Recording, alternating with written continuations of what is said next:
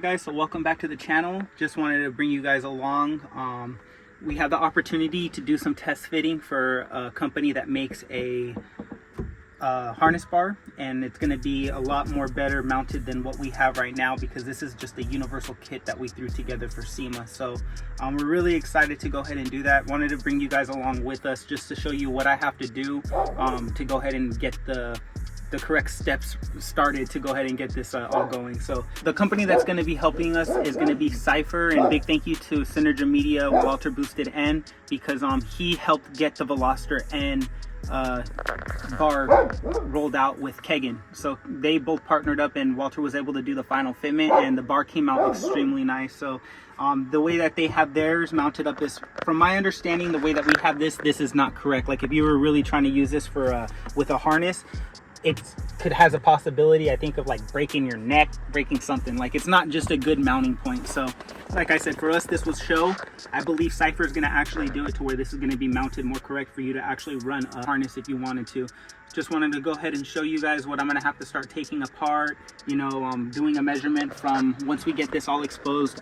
The thread, the mounting point that it starts from in here, I'm going to go ahead and measure all the way across to the other side. So we're going to pull both sides off and then reinstall it just so that way we can have this back in. But I wanted to also just show you guys too how we have this mounted over here. We've had a lot of questions about people asking us how we've installed this bar.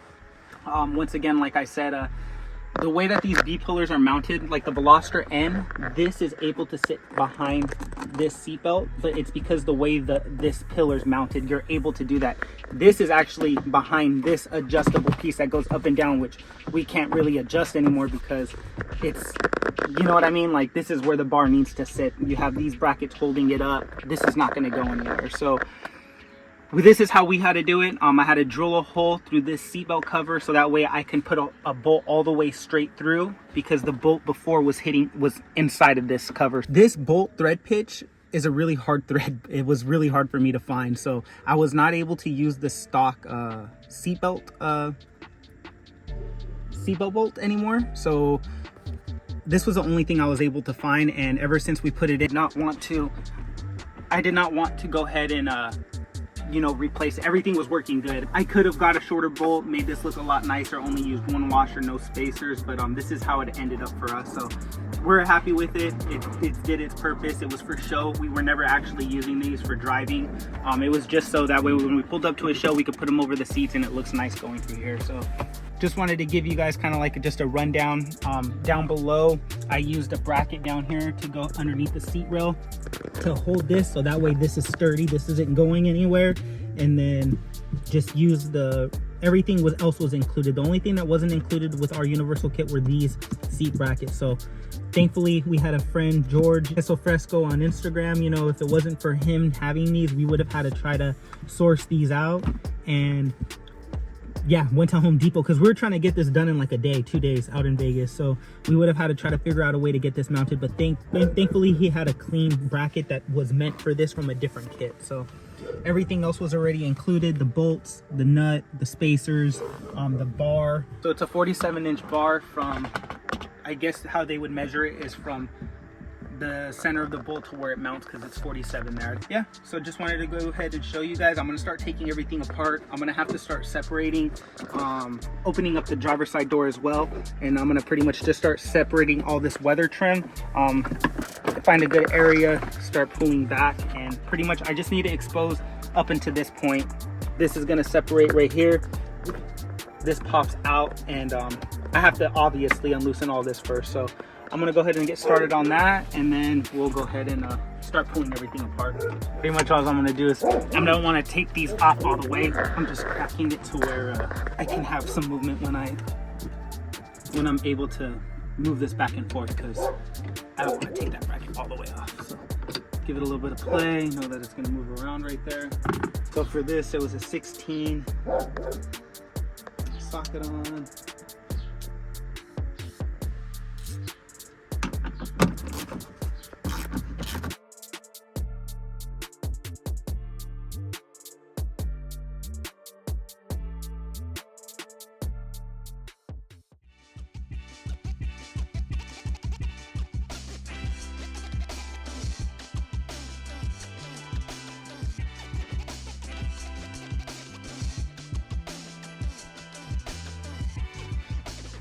So as I was saying before, this was extremely long. So yeah, I could have cut, this is exactly a 1/2 inch, so I could have got a bolt that's 1/4 inch shorter, a little bit more shorter than 1/4 inch, and then only had used just one spacer and been able to tighten it down, and it looked much cleaner. But I'm really not worried about that right now, you know. But as you can see with these pushed down, this is the hole that I had to drill to make a clear access point for this to go through and then mount to the chassis. And you'll see where that goes into as well. So now that I have this stuff removed, I'm gonna open up the driver's side door, pull back this trim again because I didn't want to get my way. So I'm gonna just pull back this trim right there.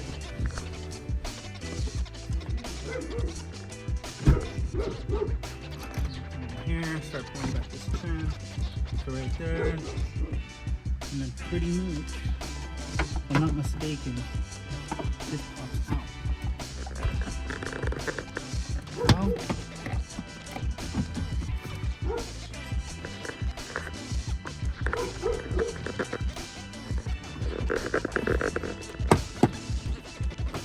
so pretty much all I'm doing, pulling up, there's these little clips that hold this up. Oh yeah, this is going to be 2 pieces right here. So I'm going to remove this. This is going to be the bottom part of the seatbelt that mounts down here. It's been a while since we took this apart, so. And that bolt's hidden by this plastic cover, so I had to just pull that plastic cover off. Now that I have this out, I'm gonna keep this the same way so I know the way to mount this back, and the seatbelt's not gonna be all twisted and whatnot. So just be mindful of that. Now that that's there, you wanna be mindful of this piece right here falling all the way down, because this hole lines up with this hole that I drilled, and then this sits inside this piece right here. So I'm not sure with this new kit that's going to be designed, if when we do this, if we're going to have to make a small cut somewhere in this so that the bracket actually sits. So this bracket sits somewhere like that. So that's what we're going to have to try to figure out, is how this is going to mount up. But as of right now, I'm going to do the measurements for them. I'm going to let this fall down.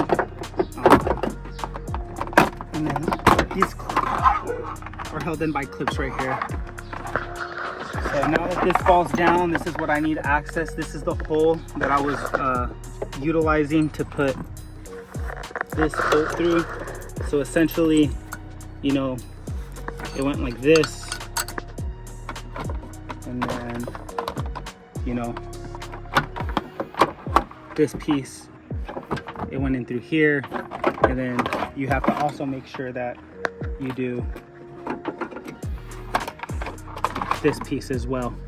So there's a couple of pieces that you're gonna have to keep an eye on while you're doing all this. Just want to go ahead and start doing the other side, and then I can make my measurements from this bolt all the way over there, and then I can send pictures of this as well.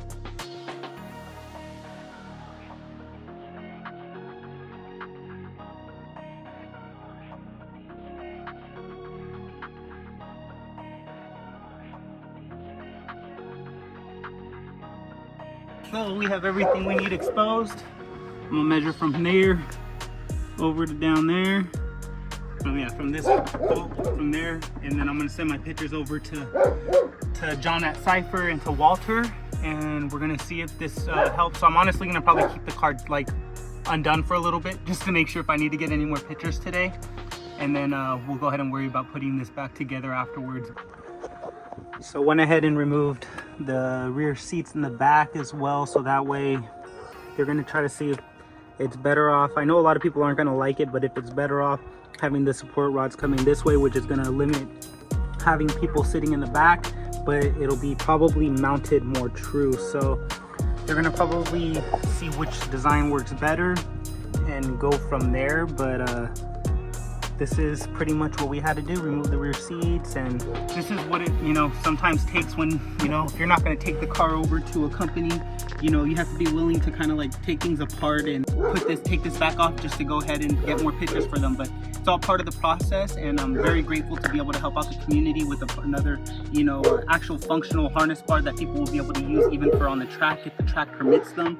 So really excited. Hope you guys stay tuned for that. I know this was a little bit of a different video for you guys, but I just wanted to bring you along. Can't wait to get this out for you guys, and hopefully you guys enjoy the content.